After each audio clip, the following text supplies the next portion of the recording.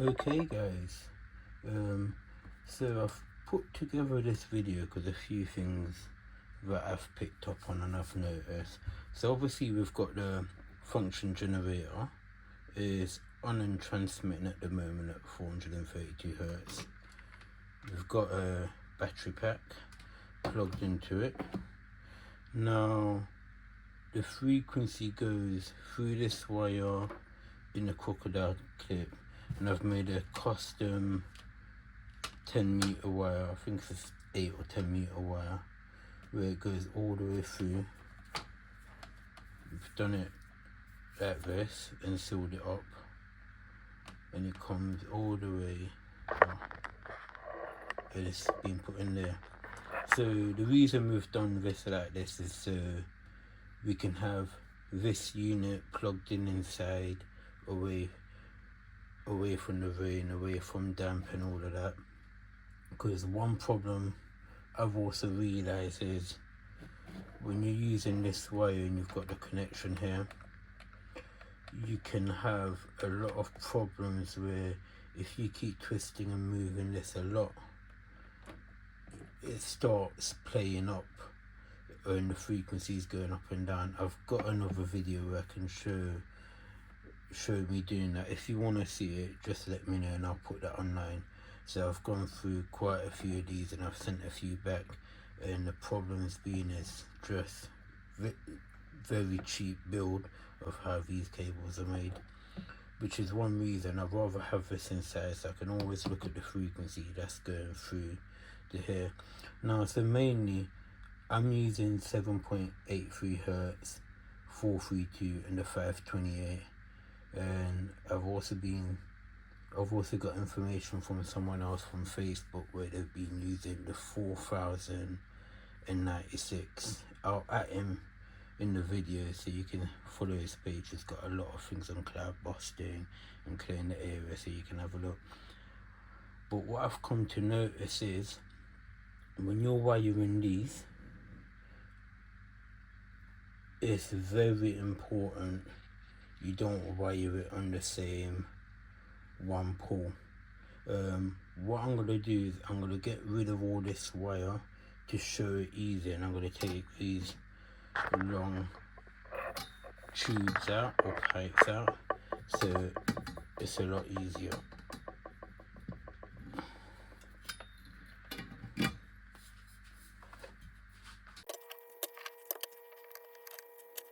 Okay, so how we're going to do it is we've got the frequency generator at 432. So before we start with this, we're going to check the frequency here, and you're going to see the frequency come up at the corner.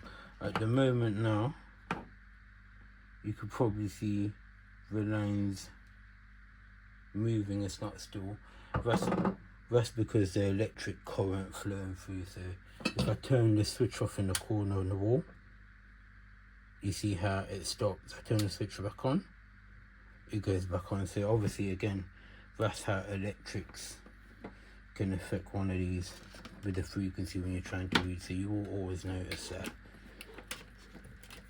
So now if we connect the two positives and the two negative, so obviously you can turn, if you turn the knob here up or down, so if you have a look, it's like the same thing happens when you're turning the volume up or down. So if you turn it all the way down and it's on 432, it's at 0, so you got to make sure you have this knob up. That's up all the way, that's up halfway, and that, so you can probably see if I turn it up all the way, the voltage goes to 17.5. If I turn it down 0, turn it halfway, 1.75, 2 volt, and so on. So now we understand this picks up everything. Let me turn it all the way through and all the way up. So we get how this works. So now, for example, let me show you something.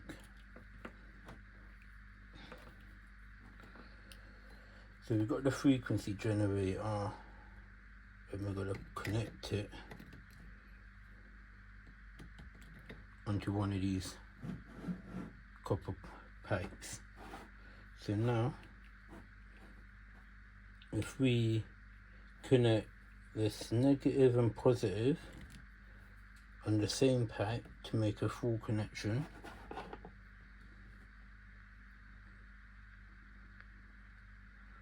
you can see, if we connect that on here to make a full connection, we can see nothing. So if we want to move this on another pipe, we can still see nothing. So if we move this to another pipe, obviously still nothing. So let's just take this off and move both of these to another pipe. Still nothing. So it doesn't matter what pipe we've really got the reader on at the moment, it's just reading 0 frequency. But we do know from looking at the device, if I take this off and I touch a positive and negative straight away,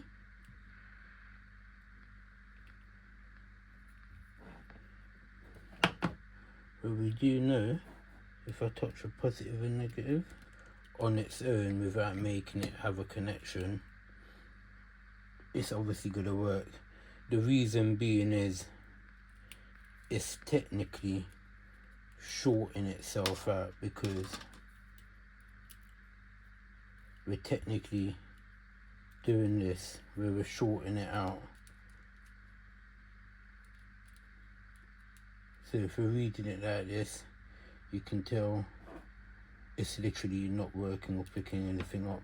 So one thing I've realized, what we definitely need to do is, if we connect one part here, so I'll show it properly here. If we connect one clip here, we connect one clip on another piece of copper like this. Again, frequencies there.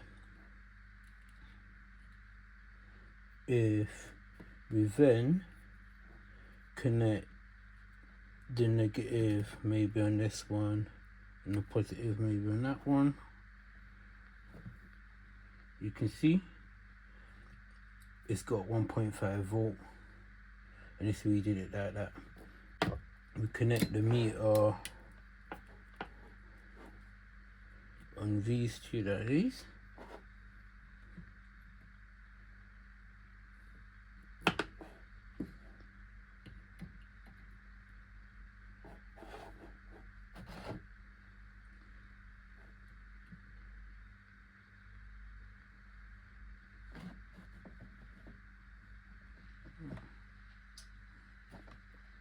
see, this is what I used to talk about, the problem you can get with these. So you'll probably see a second ago the frequency went down to 0, so sometimes when you move this, you can see it's gone to 0 again. So this is why I ended up buying one of these devices. And if you got a Chembuster, you really need one of these devices. So if you have a look, we'll have a look more, we'll bring it down a bit closer. You can see the 431. If we unplug this and we plug it here, you can still see it's reading it. So it doesn't matter which way we have this plugged around. Again, frequency is working, but as soon as I take this out and plug it on the same one, frequency disappears. So it doesn't matter which one of these are connected to, frequency obviously doesn't go through properly. So that's just something very important to bear in mind.